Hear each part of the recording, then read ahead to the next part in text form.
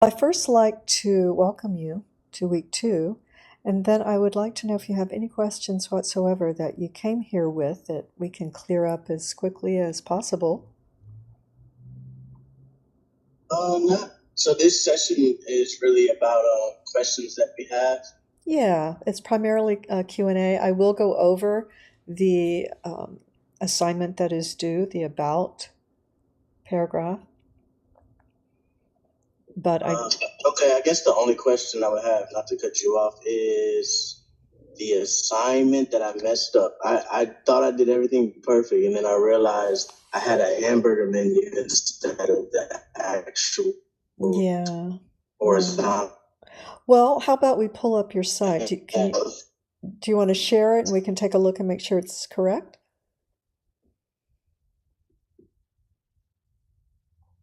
I know which one you mean. We just need to pull it up. And what happened was somehow probably you deleted the navigation. But it wasn't just Okay.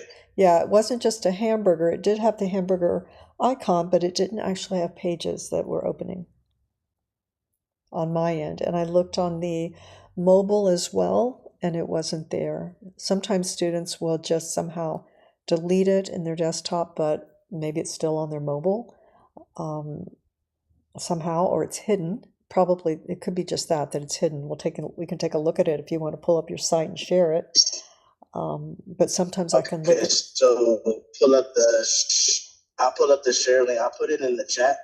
Um, well, how about it would be Controls are on the quicker screen. for you? It would be better for you if you're able, unless you're on your phone, if you're able to go to your website and bring it up in your editor, in your Wix editor, and then that way we can uh, Uh, look around and fix the yeah, problem. I am.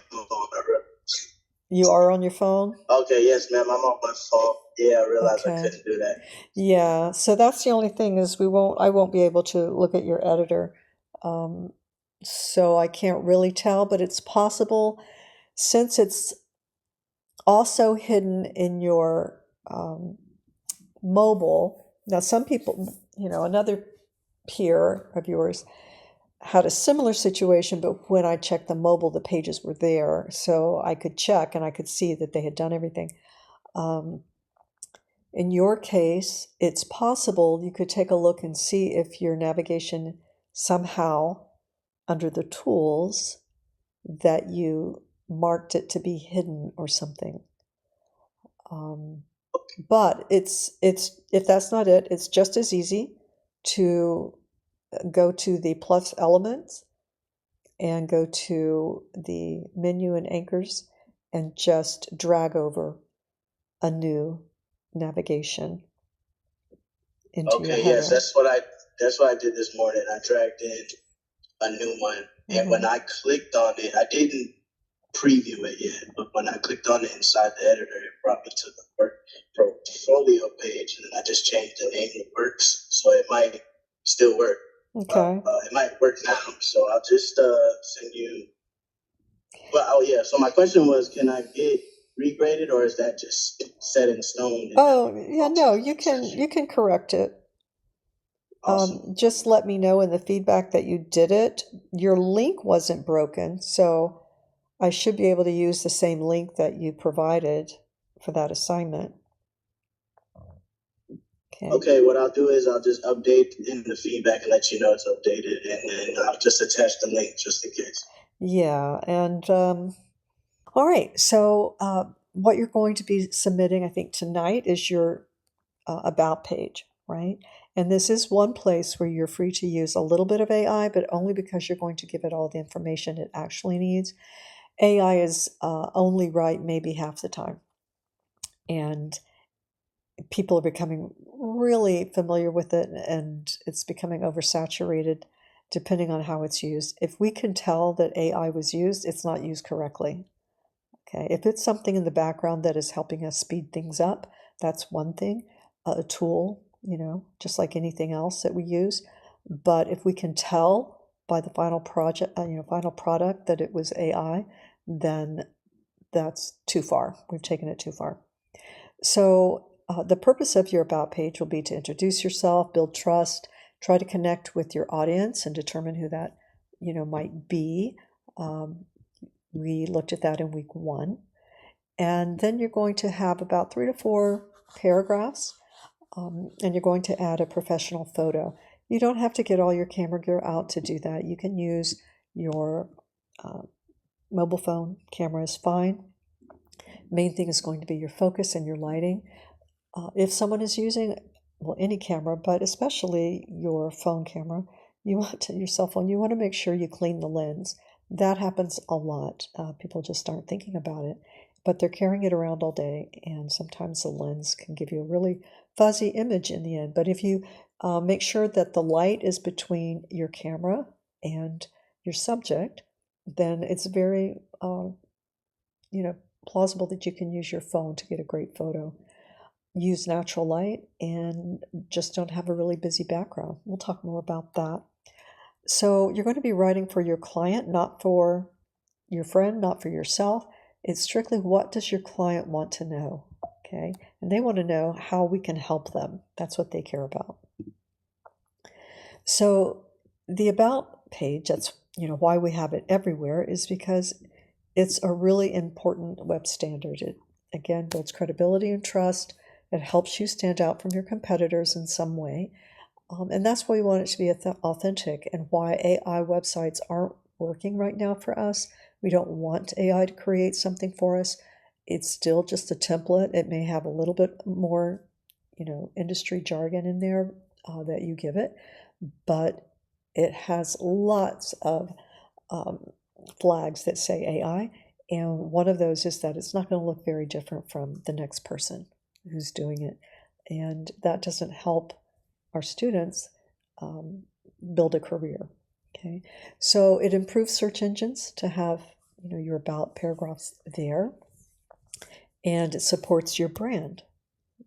So all important reasons there. Your assignment is broken down into 2 tasks. So the one is going to be your about story. The second one is your photo. You're going to deliver your website link and also a screenshot of your finished about page. Okay. So we've talked about 3 paragraphs, 250 words total. We do give you prompts, and we give you something, you answer the questions, and when you enter it into, we're going to let you use chat for this. You could use anything, but we have a link to ChatGPT for you. You're going to put in the prompt that actually tells Chat to give you 250 words. That gets you in the ballpark, right? That's just one of the pieces of instruction that you're giving Chat. Okay, so you're definitely going to have the right amount. It's going to be from your first person point of view, right? So some people like to think they have a team, but they probably don't. And, unless they have an established company already. And so it's, unless you're a novelist or write something that would cause other people to write about you, then it's going to be written from, as if it's written by us. Otherwise, it doesn't feel very genuine, because most people will be able to know that we wrote it. And if we're writing in, third person or something, that just feels, if I say, Libby did this, this, and this, there's a place for that, but it's not really on our website necessarily. Not at this stage of where students are. So avoid any content that is not evergreen, that is something that is always changing, because then you will always have to go in and update it. Things like your age, family details, those aren't relevant to our audience. They really don't care. It's okay to say if you have a certain hobby that's interesting, maybe a little message about it. That's all cool. But we don't want to go into a lot of personal details that we may think are interesting. They're really not interesting to our client, who is just trying to find out, can we fulfill, their goals? That's what they want to know. Childhood beginnings, over and over we read, where students say, I've been carrying a camera around since I was 3. Well, unfortunately, I read that so many times, that tells me that it's common, so there's no reason to mention it. It may be true, but again, we want to avoid anything that isn't really professionally related to what the client is interested in.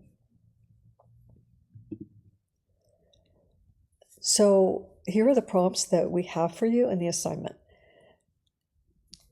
What's your name and your main skill that you're going to put on your site? We don't want multiple skills because that's very confusing to site visitors. They really are going there for one thing, and we want to know what your main skill is. Everyone has side skills and everybody has multiple skills, but we can't put them all on the same website. Okay. What kind of projects and tools do you love? What do you like to work with? What kind of gear are you drawn to? Who do you enjoy working with? Do you like to work with nonprofits? Are you a wedding photographer? What kind of situation or corporate? What are you looking for? What city do you expect to be working in? That will help with search engines and narrow that down. And I see my numbers are incorrect here. And a short call to action. Okay, so I have to go and make a note of that and change that. Can I change it now? I tend to do that. Oh well. Okay, so writing tips, you want to keep it really clear, brief, remain human. You are answering these questions and you are going to let AI organize it for you, but that's all. You're going to keep your paragraphs left aligned, right? It gives us a really great straight edge, so it's easy to design with.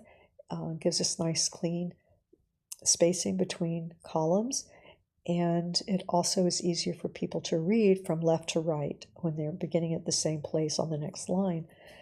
You want to stay probably around 20 points. Some fonts are just naturally smaller or larger than others, but 20 points is pretty safe. If it's a large font, maybe you go a little to 18. 18 is good too. You want to have strong color contrast. When we get to week 4, you're going to be looking at your site through the eyes of accessibility. And so anything that you do now, keeping it really simple, is going to pay off in week 4, right? The more content we put on our site, the more we're going to have to make sure that it is meeting the accessibility standards. So we try and keep everybody clean and simple, and the site will ultimately be where you are able to put new work, right? So it's all about your work. It's not about showing everything that we've done. We just want to show our best work, okay, and keep our site really simple. You do want to proofread it after you write your paragraphs, after you get it organized, and make sure that the grammar and the tone is correct. Sometimes, unfortunately, AI has a particular tone oftentimes, and sometimes I've had to tell students to go back to their original story or their original about paragraphs because they're just better. But there are things that AI won't do. It won't make mistakes in spelling usually, or sentence formatting, but it doesn't mean that the writing is representative of you. That is why we ask you to submit the answers to your questions, and then we also check your final paragraphs that were uploaded to your page in your screenshot. But it is important to see those original answers because sometimes, not very often, but sometimes I have to advise a student to go back to their own writing because it's just better, not that the sentence structure is going to be great. They could fix that, but it just sounds like them, or it's more interesting. So because of the word voices that they use, just the language that they use. So after writing your responses, you're going to put it into this, okay? You're going to take this whole prompt here, to write a short 250-word about section for my website. That's what you're going to put into chat. All of this, you're going to fill this part in with your name and your skill, and you're going to paste your responses to your questions in here, and then end with a call to action. So you're going to take this, paste it in, and then fill in the missing boxes here with your answers, and that will give you what you need. I've never had a student have any problem with that. But make sure, again, that it reflects your voice. Remove anything that doesn't feel authentic. Um, we won't go into the structure that AI has. That is noticeable because a lot of people still don't notice it. But if you do, then you might want to rewrite that. You can ask it to write like a human after you give it that prompt. Humans tend to have varying lengths of sentences. Some are longer, some are shorter, where AI doesn't tend to do that as much. AI likes to list things in threes, you know, like, I don't know, everything is going to be wonderful, easy to read, and user friendly. It would say something like that. It will be this, this, and this. That's very common. It's not bad writing though. That's the problem. It's very traditional thesis writing, you know, basic paragraph writing, but it's also very AI. But people who visit your site they won't notice right away. So, but it's just for you to know. You want a professional photo, so we can say professional wardrobe, but it's really going to be professional for your industry, whatever that is. Sometimes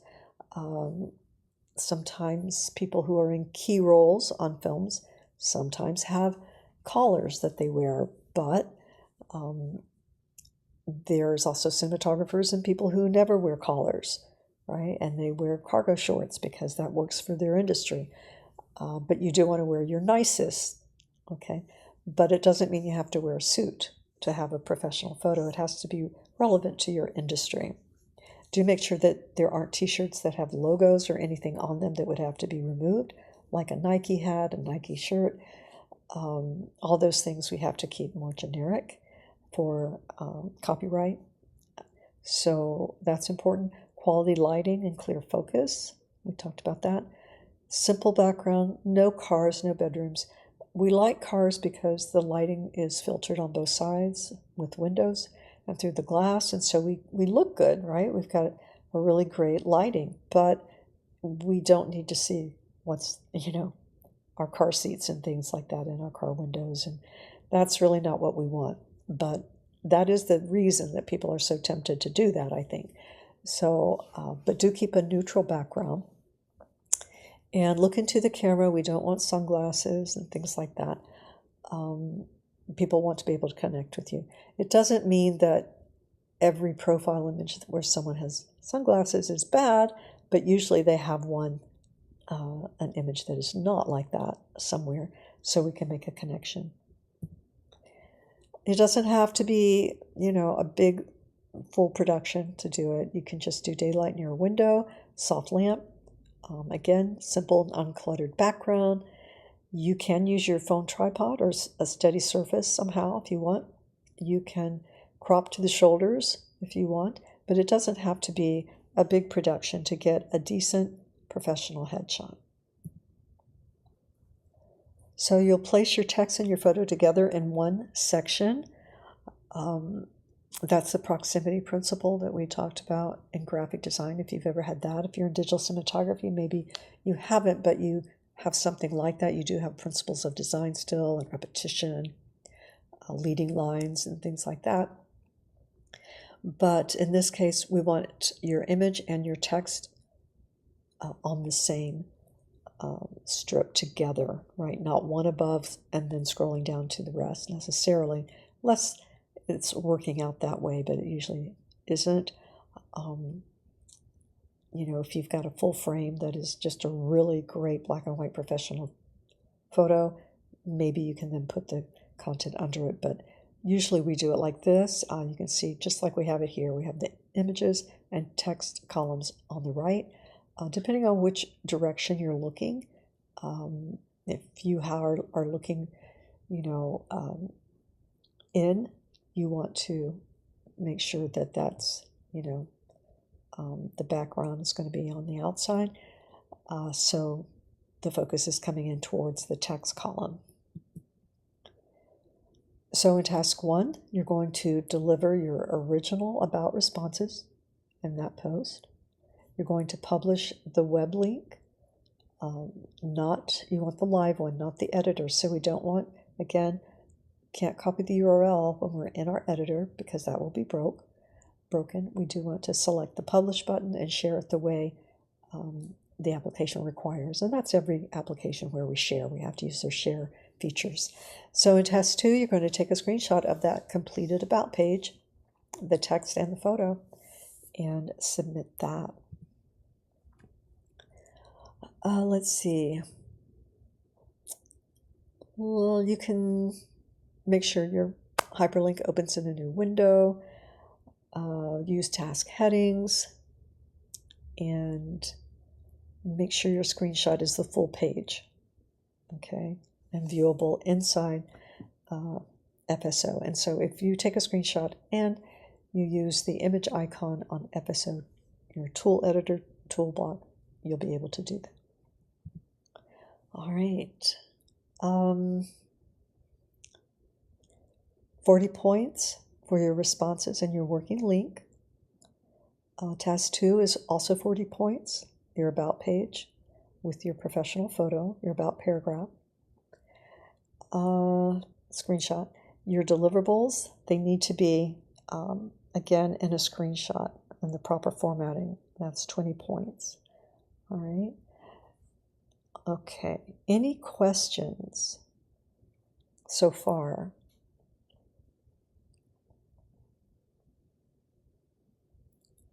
I'm going to take that as a no. Okay. Common mistakes: submitting an editor link instead of the published link, forgetting to post the original responses, overly casual or vague writing, unprofessional photo or background. Those are usually where students might fall short if they do. So we have resources for you in the assignment: how to write an about page, how to take a professional headshot. There's the Wix support, and there's the tutorial for Wix. I think it is the Wix Learn.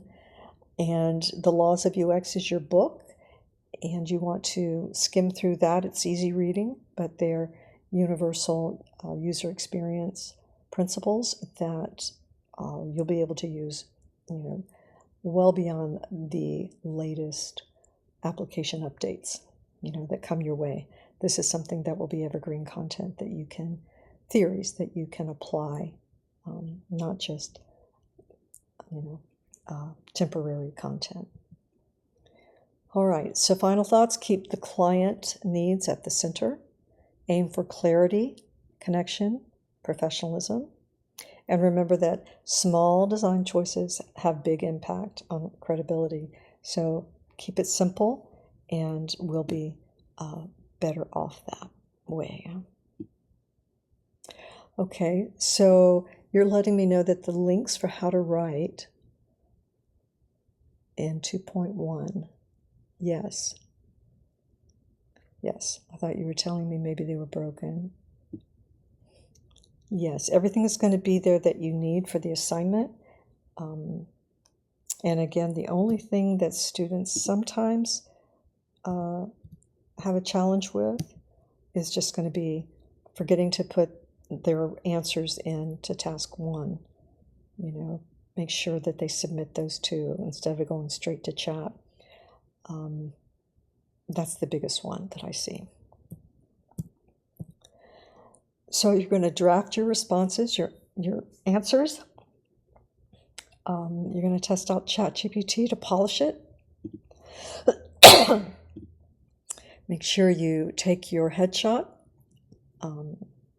edit if you need to, and upload to the About page. Do look over your paragraphs, of course, and edit that as you need to.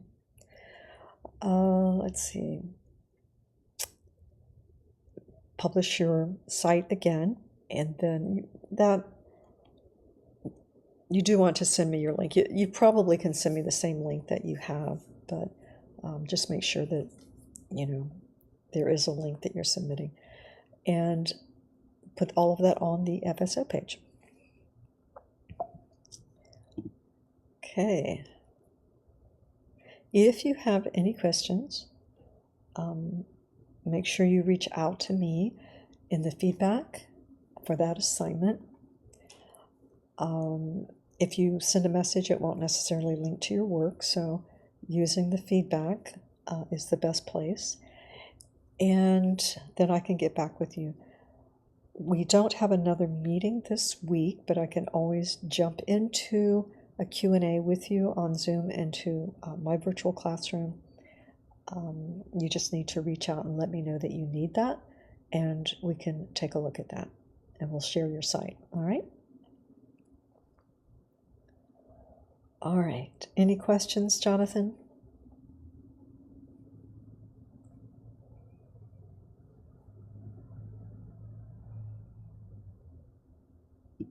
Okay. All good. Very well. All right. Then I'm going to end this session, and please have a great afternoon and contact me with any questions whatsoever. Okay, you too. Have a great one. You too.